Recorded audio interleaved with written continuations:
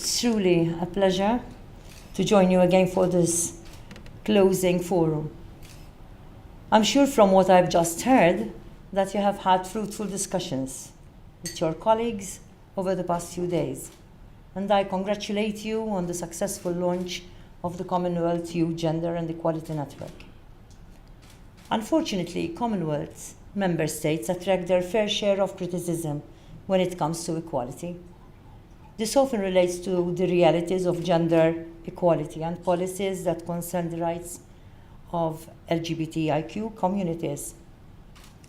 In the run-up to the Commonwealth Games in Glasgow last year, there was much debate on the credentials of Commonwealth member states and the position on LGBTIQ rights. The disturbing statistic that an estimated 4 out of 5 Commonwealth countries criminalize homosexuality came to the fore, and there was increased pressure for the Commonwealth to do more to support lesbian, gay, transsexual, bisexual, intersex and queer persons. We must do what we can to ensure that citizens are not discriminated against, no matter the place of their birth. However, things are certainly improving. I was overjoyed to read the Secretary General of the Commonwealth's recent statement, issued for the International Day Against Homophobia, Transphobia and Biphobia, that we observe today. The statement recognizes the universal rights of all citizens of the Commonwealth as a shared birthright and calls for member states to come together in exploring ways of celebrating and safeguarding diversity and inclusion in our societies. The Commonwealth Charter springs from such notions of inclusion, equality, and human rights. In fact, achieving true equality is crucial. Without equality, the eradication of poverty, of discrimination, of the root causes of gender violence will not be possible. Without equality, we cannot build resilient societies and economies. Without equality, we cannot encourage sustainable development and prosperity for all. Equality is a vital foundation of human rights. This may be obvious to us gathered here today because we have each made the choice to do what we can to make positive changes in the world. But the reality in many countries around the globe is not so positive.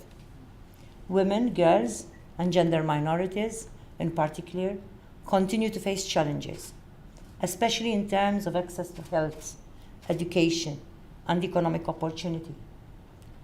Commonwealth countries, like many other countries around the world, have a long way to go in this respect.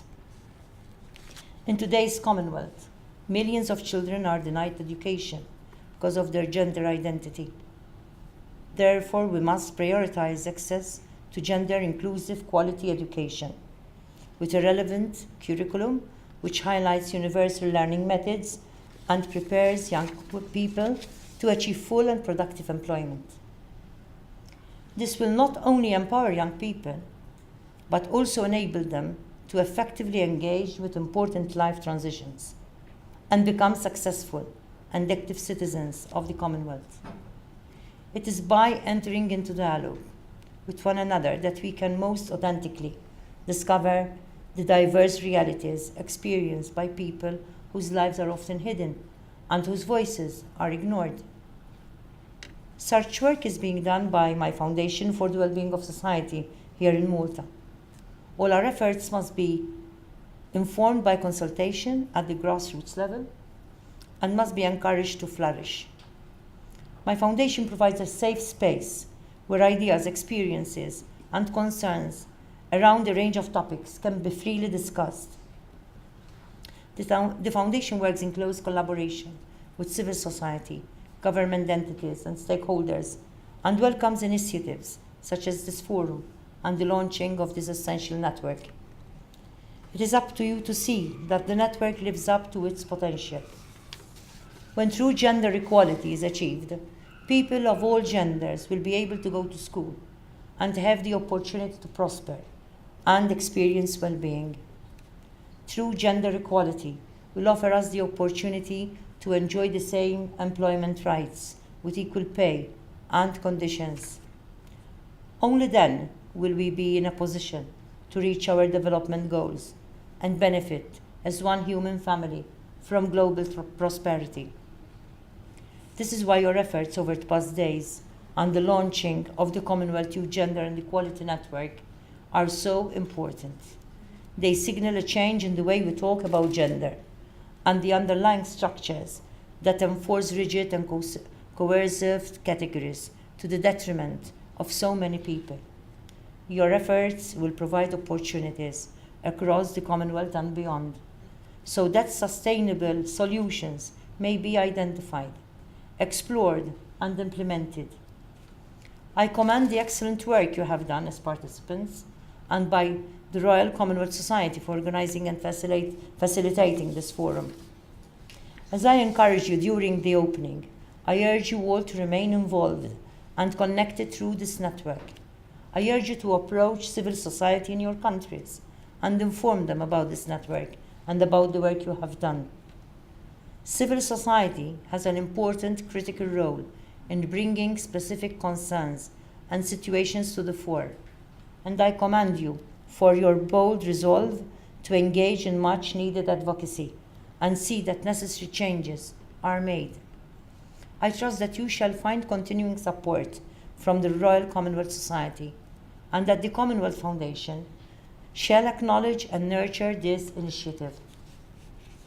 In conclusion, I hope you have had a productive stay in Malta, full of constructive debates with colleagues you have now become friends. Thank you for choosing to come here and express solidarity with one another as citizens of the Commonwealth. We must each in our own ways and in our own lives contribute to the great work of social justice. We must find viable solutions for the future, global solutions to global problems, and discover how best to secure harmonious transformations in our nations, in our communities, and in our lives.